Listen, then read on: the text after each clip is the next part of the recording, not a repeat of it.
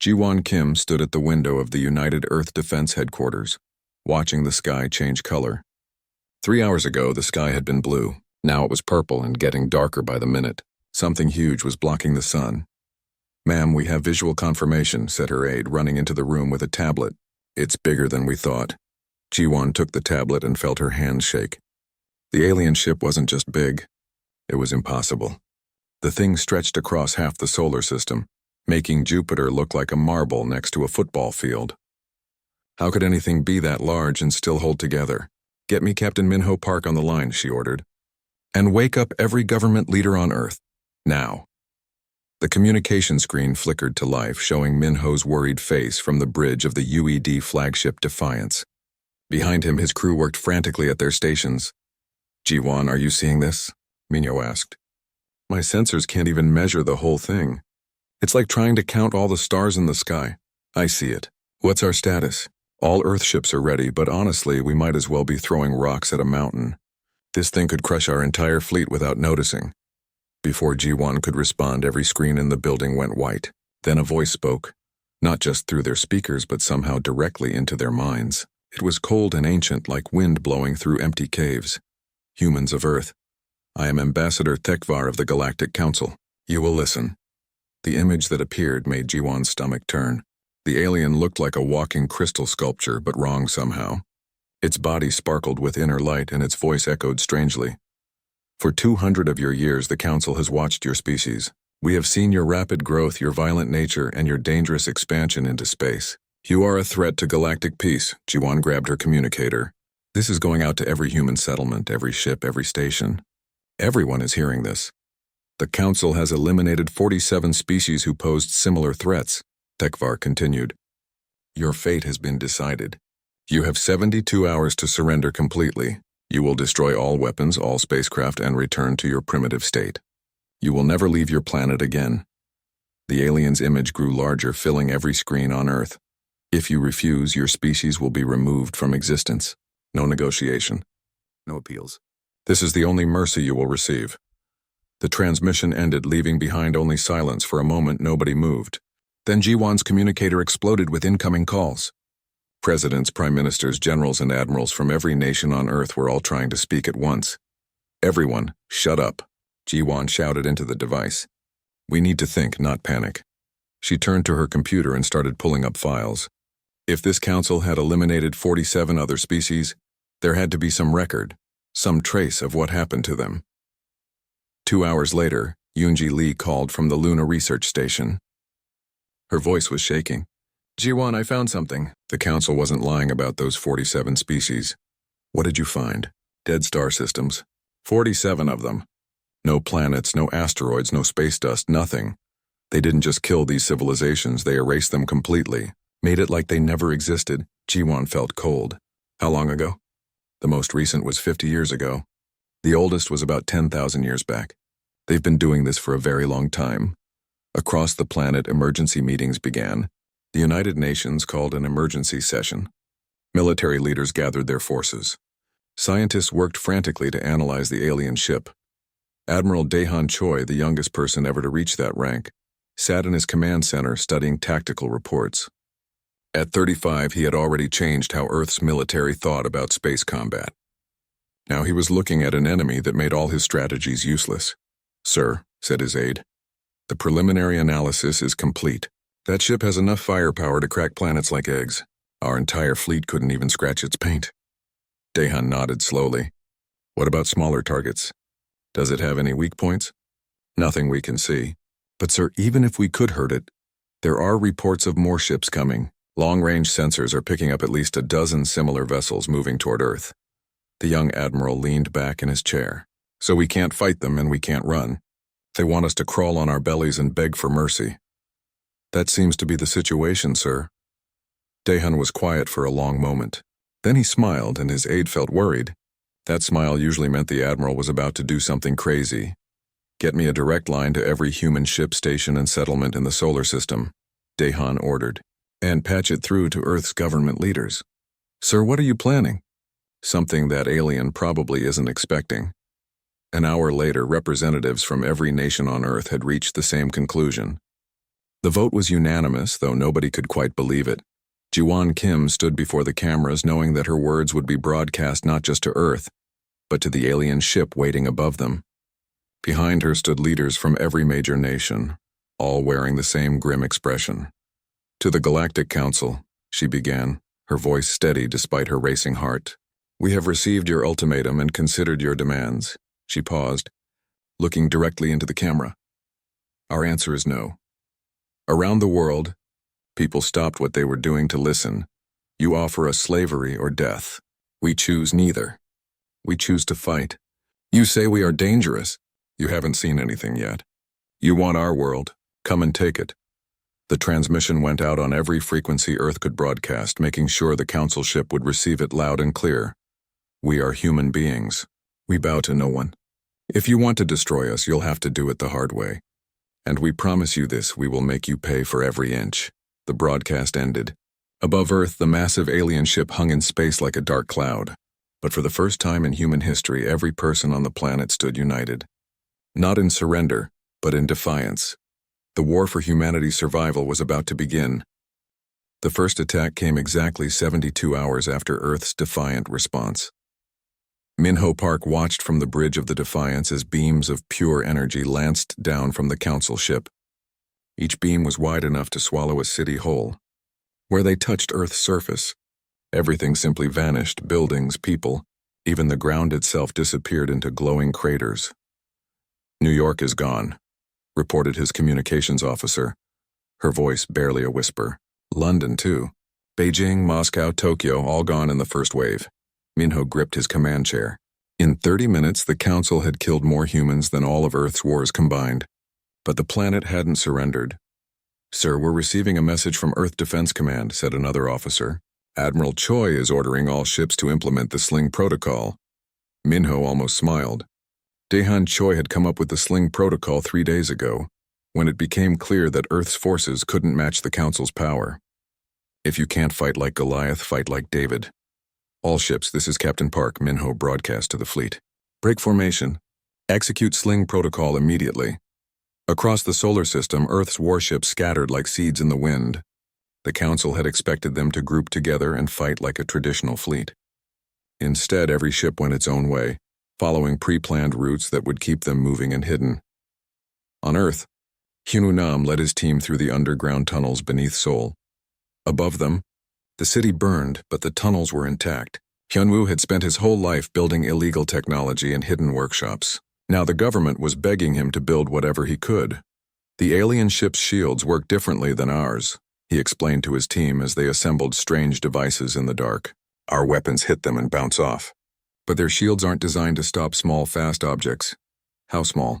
Asked his assistant, a young woman named Yuri. Hyunwoo held up a device the size of a baseball, small enough that they won't notice until it's too late. Meanwhile, in space, Admiral Sora Jin commanded what Earth's military now called the Mosquito Fleet, tiny ships that could barely hold 2 people each. The Council's massive vessels couldn't turn their main weapons on such small targets without wasting enormous amounts of energy. Remember, Sora broadcast to her pilots, we're not trying to destroy them, we're trying to annoy them to death. Her ships darted in and out of the Council fleet like angry insects, striking at communications arrays, sensor pods, and anything else that looked important. Each attack did minimal damage, but there were hundreds of ships striking constantly. The Council responded by sending out fighter craft to deal with the mosquitoes. That's when Earth's forces revealed their second surprise. Taehyun Lim had spent the last month studying every piece of alien technology Earth's ships had managed to scan. He found something interesting. The Council's fighter craft used a specific frequency for their targeting systems.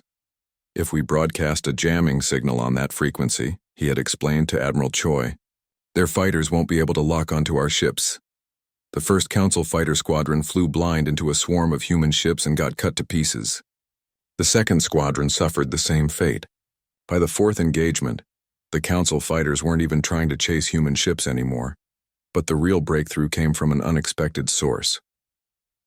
Nari, Yu was a diplomatic liaison who spoke 17 languages and had spent her career studying alien psychology. While everyone else focused on fighting, she studied the Council's communications, trying to understand how they thought. They're not used to this, she reported to Earth Defense Command.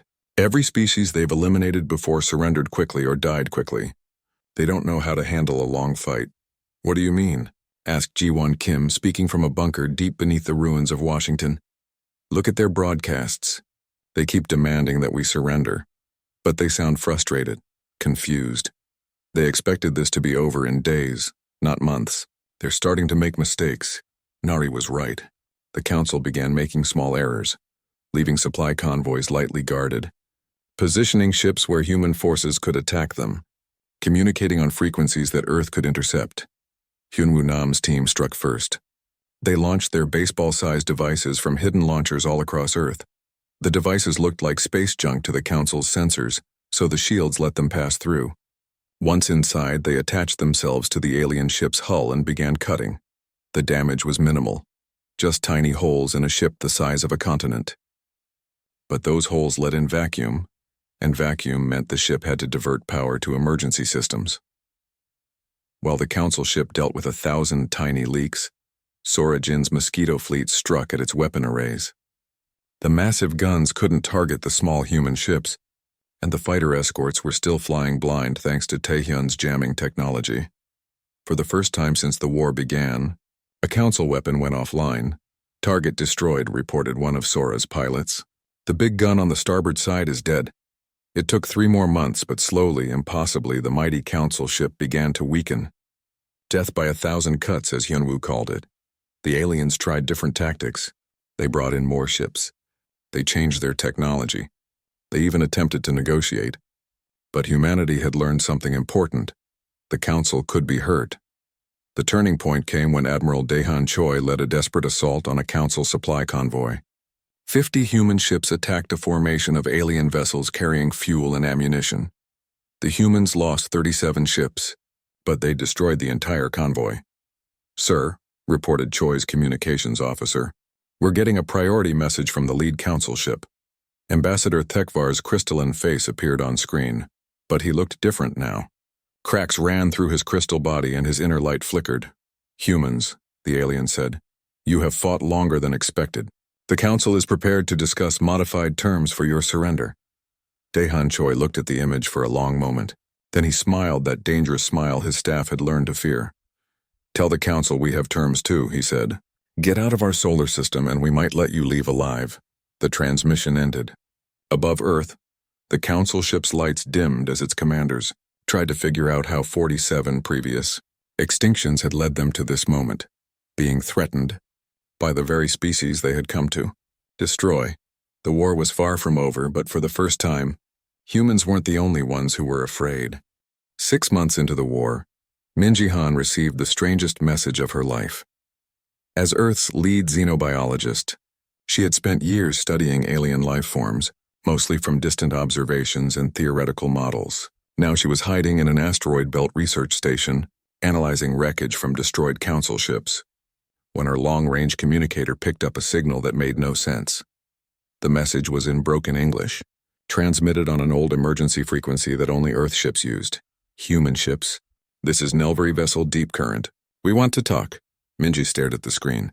The Nelvari were one of the Council species, aquatic creatures who controlled several water worlds in the galactic core. Why would they want to talk to humans? "This is Dr. Minji Han of the Earth Research Division," she responded carefully.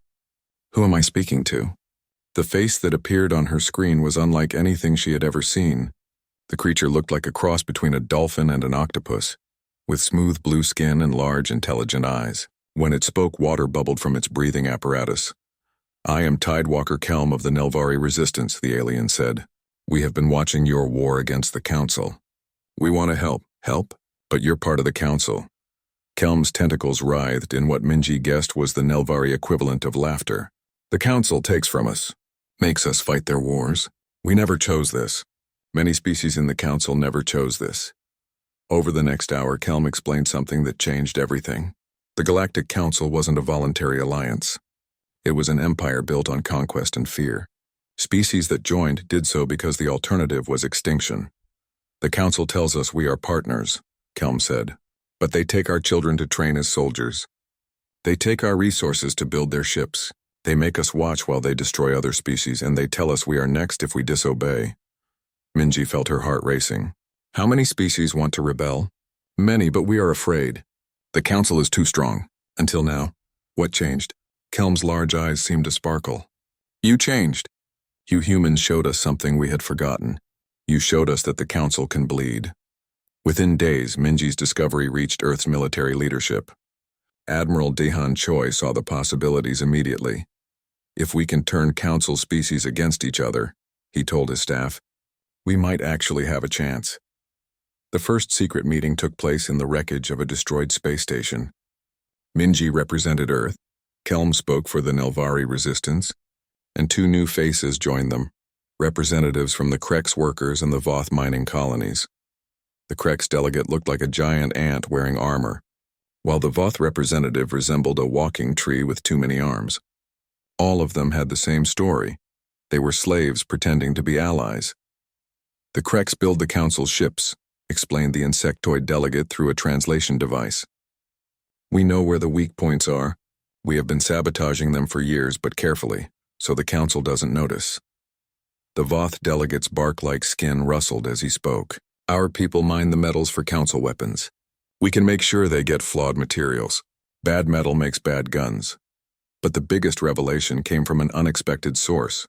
Yuna Seo, Earth's intelligence officer, had been monitoring council communications for months. She discovered that the council's member species were categorized into groups: rulers, workers, and something called harvest species. The harvest species are the scary ones, she explained to the Secret Alliance. The council doesn't just conquer species. They study them first, find out what makes them special, then take those abilities for themselves. What do you mean? Asked Minji. Yuna pulled up her research files.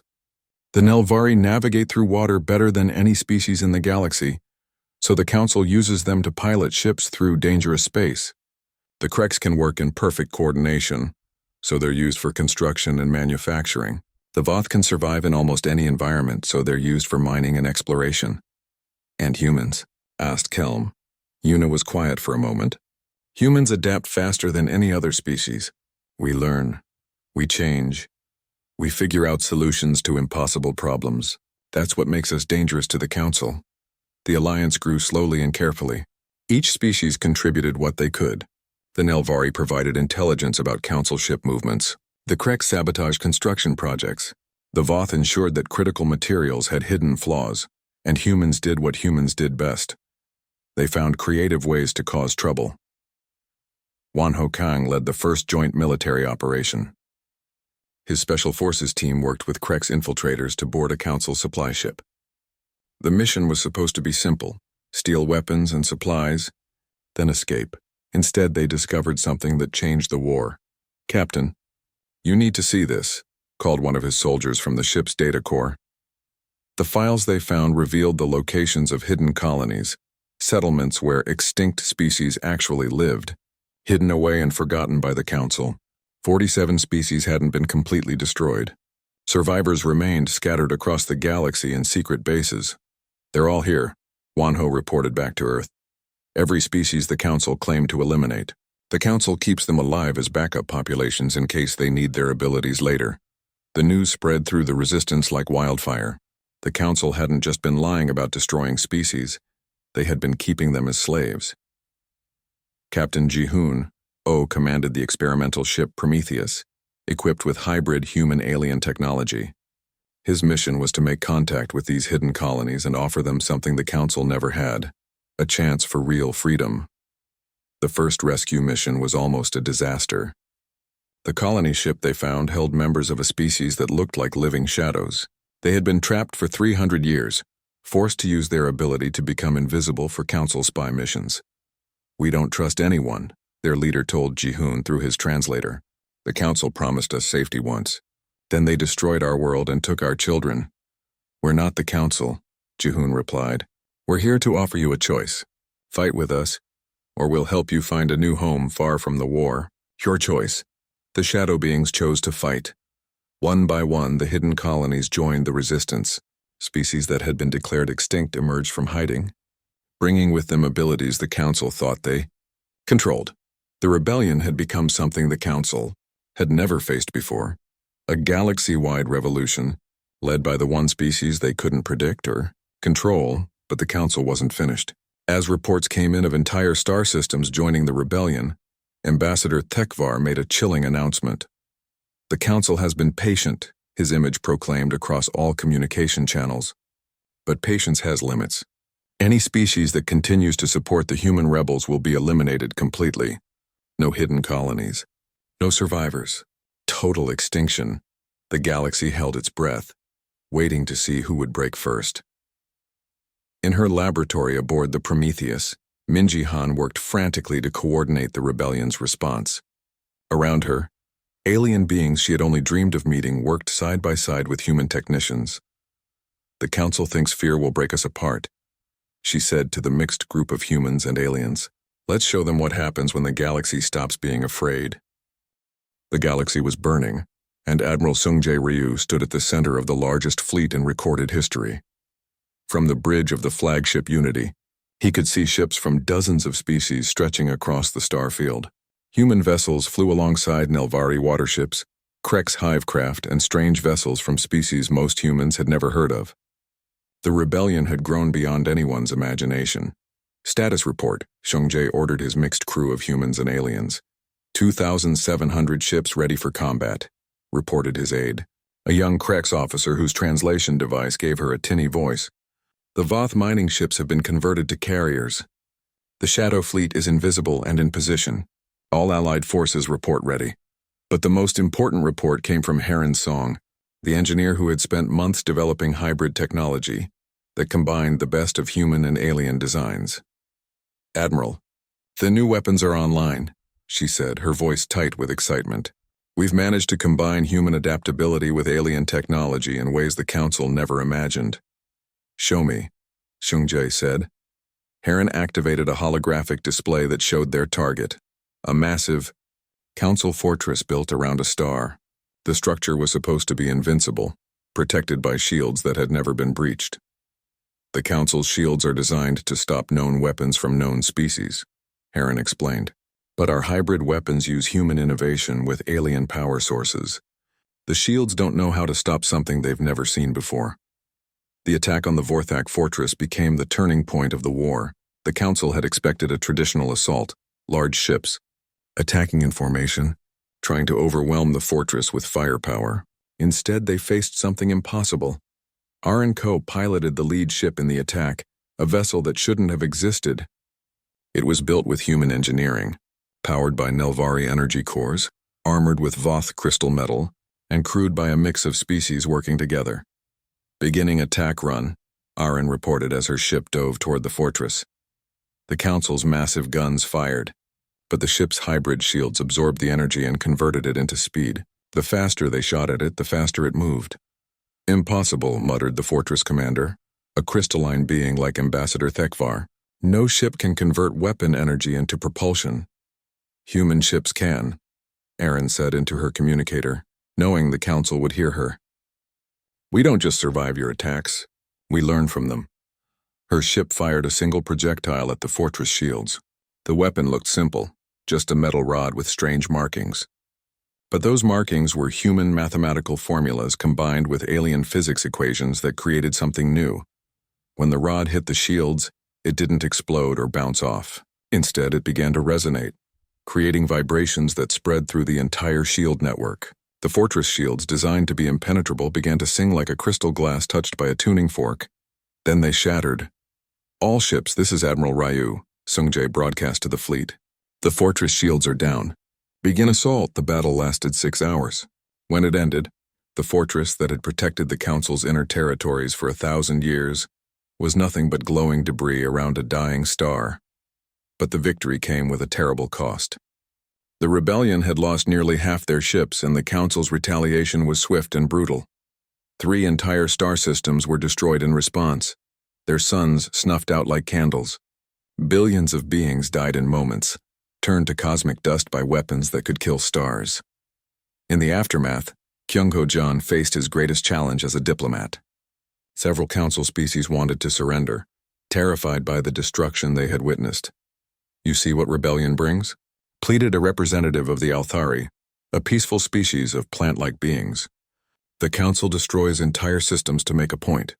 How can we fight against that? Kyung-ho looked at the holographic image of empty space where the Kepler system used to exist. 3 billion beings had lived there just days ago. You're right, he said quietly. The Council has weapons we can't match. They can destroy stars, collapse planets, turn entire solar systems into nothing. The alien delegates looked relieved, thinking he was about to advocate surrender. But, Kyung-ho continued, they can't destroy ideas. Every time they commit an atrocity like this, more species join us. The Council just murdered 3 billion innocent beings to scare us. Do you think that makes them look strong? Or does it make them look like exactly the kind of monsters we need to stop? The effect was immediate. Instead of species abandoning the rebellion, the destroyed systems became a rallying cry. Even some Council loyalists began to question whether they were on the right side. The rebellion's intelligence network, led by Yuna Seo, uncovered something that changed everything. Deep in captured Council files, they found the truth about the Council's leadership. The High Council isn't what we thought, Yuna reported to the rebellion's command staff. They're not representatives of different species. They're the last survivors of the very first species the Council conquered. The revelation was stunning. The beings who had spent millennia destroying other civilizations were themselves refugees from a dead world, using stolen technology and enslaved species to maintain their power. Their original species was called the Primarchs, Yuna continued. Their world was dying, so they built an empire by conquering everyone else. They've been doing this for 50,000 years, taking what they need from other species to survive. The news spread through the rebellion like wildfire. The mighty Galactic Council was just a group of scared survivors who had become the very thing that destroyed their own world. But the Primarchs weren't finished. As their empire crumbled around them, they prepared to use their ultimate weapon.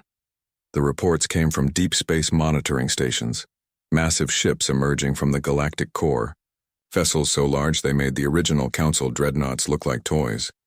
They're awakening the Devourer fleets, reported a panicked Nelvari scout. Ships designed to consume entire star systems for fuel.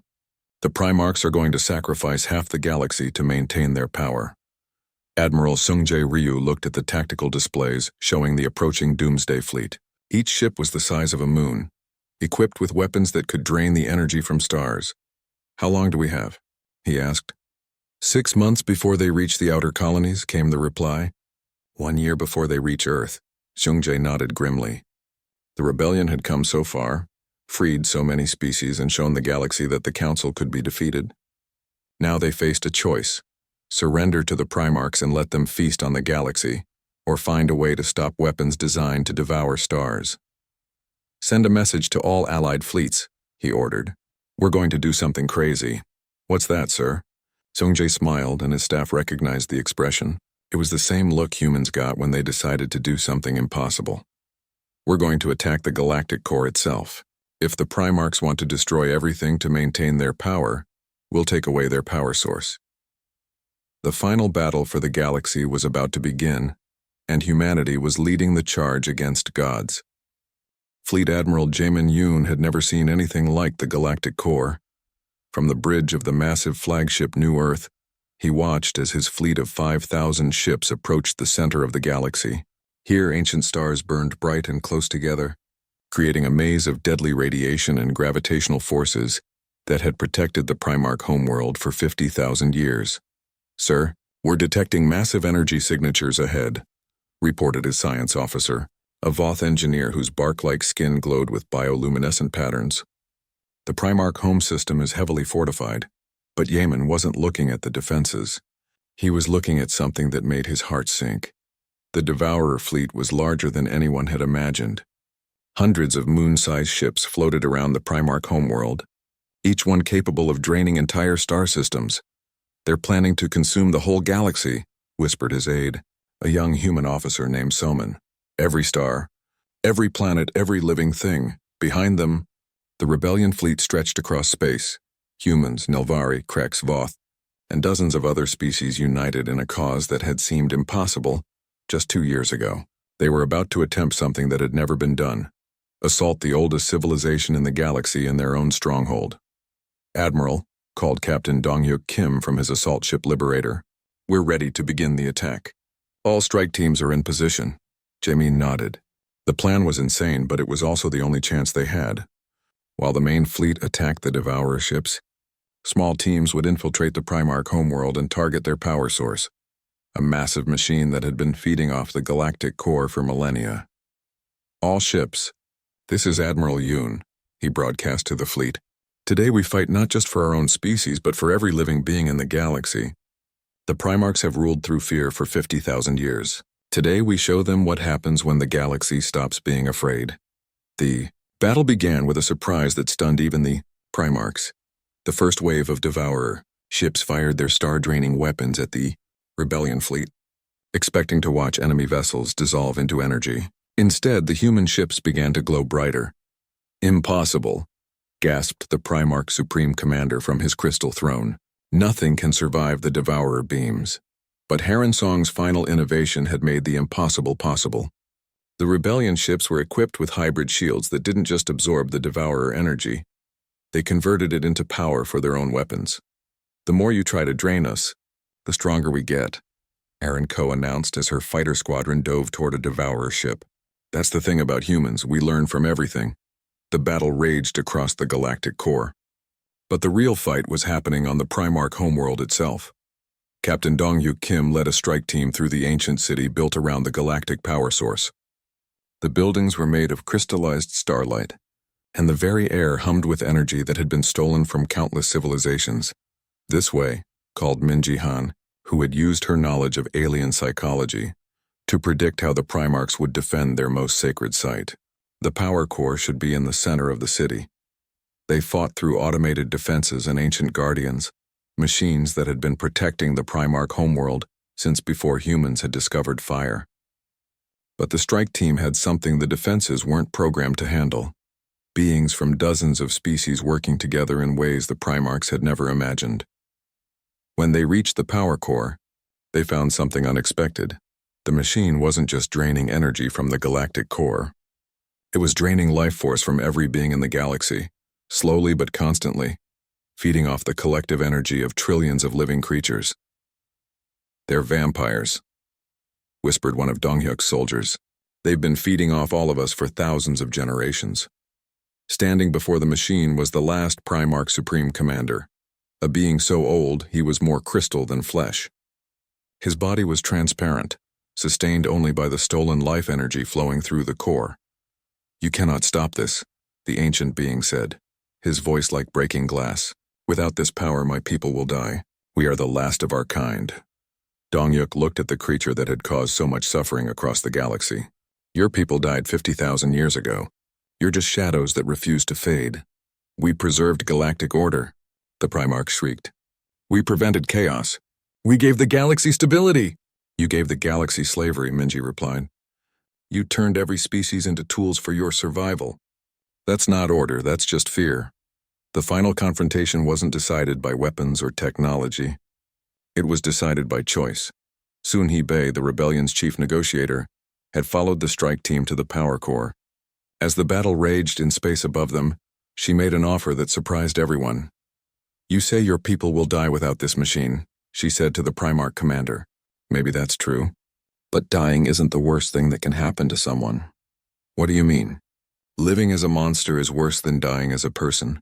Your species was probably wonderful once before fear made you into parasites. You can choose to die as the beings you used to be, or keep living as the creatures you've become." The ancient Primarch looked at her with eyes like dying stars. Around them, the power core hummed with the stolen life force of the galaxy. For a moment that seemed to last forever, nobody moved.